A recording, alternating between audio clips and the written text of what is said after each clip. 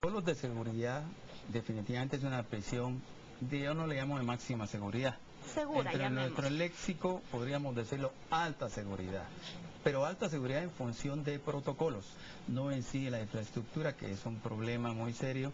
Ya todos saben la historia de Fraijanes, por eso en su momento llevé a cabo la denuncia correspondiente.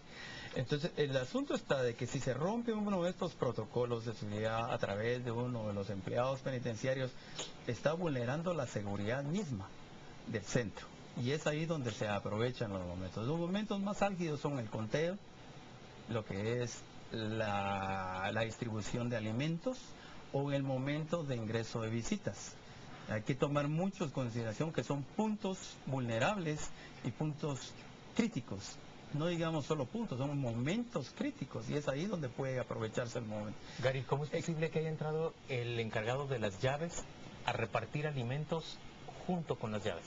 Bueno, eso de cómo es posible, creo que ni hasta el mismo ministro se le puede dar la respuesta, pero yo creo que un elemento fundamental es, no se siguen los procedimientos porque tampoco hay una fiscalización de los mismos, tampoco hay digamos, un ente rector que esté fiscalizando a todos los centros penitenciarios. ¿Una inspectoría del sistema penitenciario que vigile que se cumpla con los protocolos? Correcto. No, yo creo que acá, por experiencia penitenciaria, le digo, voy a hacer un poquito de antecedentes. Al momento de que yo tomé el cargo, lo primero que me di cuenta es que si bien existía una inspectoría general, era de nombre, pero realmente su acción o su actuar no era la correcta. Entonces se tuvo que definitivamente reestructurar e inmediatamente se le dio una potestad grande para llevar a cabo fiscalizaciones, no solo de tipo operativo, sino que también administrativo. Y esa reestructuración nos ayudó a nosotros a fortalecer.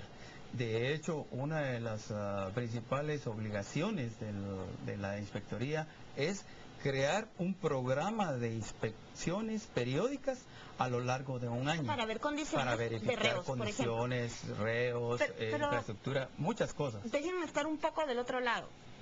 Hablan de las condiciones en las que están, que si son verídicas, son penosas y deberían de controlarse y de verificarse y evitarse. Pero el sábado atacaron a un encargado en un anexo del preventivo de la zona 18. Hoy hubo un ataque a un vehículo. Los 30 que tuvo usted en su gestión. Ese ataque horrible en un centro de detención de menores que hubo en el 2009, que le sacaron el corazón a un profesor. ¿Cómo puede una autoridad negociar con esos antecedentes y qué tanto debe ceder ante sus peticiones? Yo creería, insisto, no es negociación. Lo que aquí debe ¿Un acuerdo o un pacto? Primeramente es crear siempre mesas de diálogo. ¿Funciona la ley? Han funcionado. Definitivamente nosotros pudimos evitar alrededor casi unos 10 amotinamientos durante mi gestión y siempre se llevó a cabo ese contexto. Las mesas de diálogo eran importantes y siempre se tuvo un grupo de resolución de conflictos. ¿Pero se hacía concesiones mediante ese diálogo? No, concesiones no, sino que ellos inmediatamente planteaban llamémosle, sus demandas. Y cuando verificábamos nosotros todo lo relacionado a la ley del régimen penitenciario, si realmente se estaba equivocando el procedimiento o se estaba actuando algún director o empleado penitenciario algunas acciones en contra de la población privada de libertad, inmediatamente se intervenía. Entonces esto hay que tomar mucho en consideración, que hay que actuar con la ley.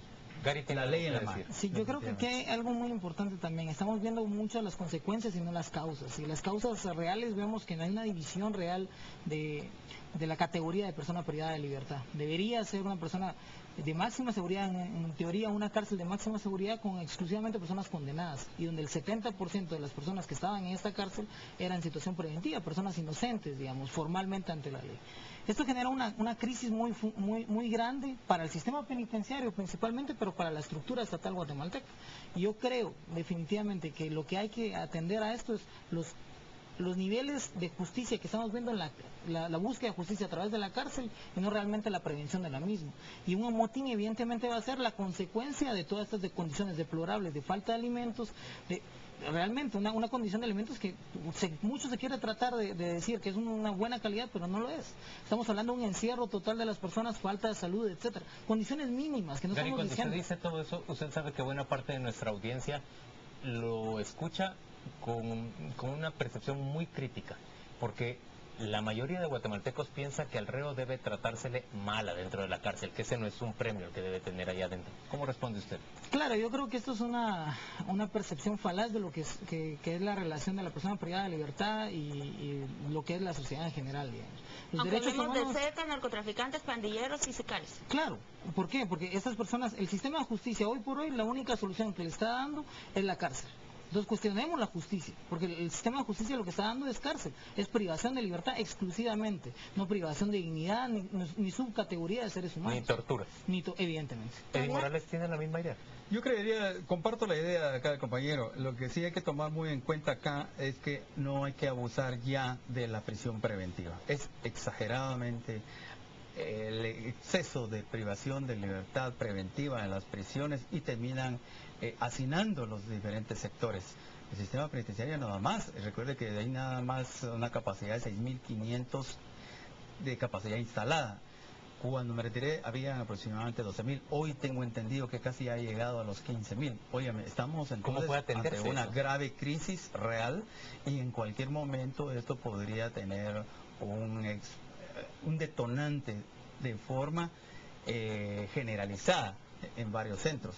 Oiga, eso es extremadamente delicado y lo más conveniente en estos casos es actuar ya y prontamente a crear los famosos complejos penitenciarios que durante mi gestión se trató la manera de dejar los proyectos ahí, no se trató, se dejaron los proyectos directamente para generar este tipo de complejos penitenciarios que tuvieron una capacidad hasta de 3.000 privados de libertad y con una seguridad tecnológica tal en el cual todos los protocolos de seguridad se respetaran y con muy poca gente que pudiera administrarlos. Paola tiene la última pregunta. Muy rápida. ¿Por qué Fraijanes 2 está hoy nuevamente destruida? Si en el 2010, cuando la abollaron por todos lados, se le invirtieron casi 20 millones de quetzales para reforzarla.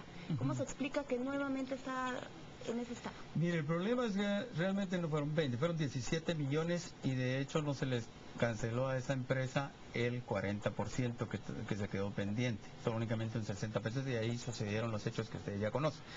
El problema está de que hay una remodelación en una prisión ya construida y mal construida, ya que en su momento la hizo la UCE, ya, que es la Unidad de Construcciones del Estado. Posteriormente se atreven a hacer una remodelación en una edificación que no estaba muy bien.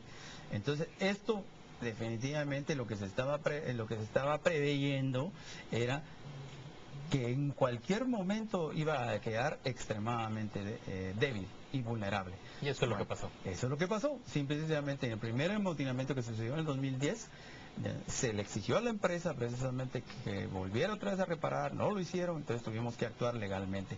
Y luego se había advertido que hay documentos en el cual se advierte que la prisión no estaba en esas condiciones óptimas como para hacerse esa remodelación. Bueno, se hace la remodelación y sucede todo esto. Entonces, óigame, no se puede, cuando se está advirtiendo las cosas y se atreven a hacer un proyecto de estos, es demasiado negligencia. Hay negligencia. Gracias a ambos por acompañarnos a las 8:45. Vamos a la pausa comercial y volvemos para conversar en torno a otro tema que genera gran polémica el día de hoy. Los ataques que se dan entre Israel y la Franja de Gaza, los militantes del grupo armado Hamas. Ya volvemos.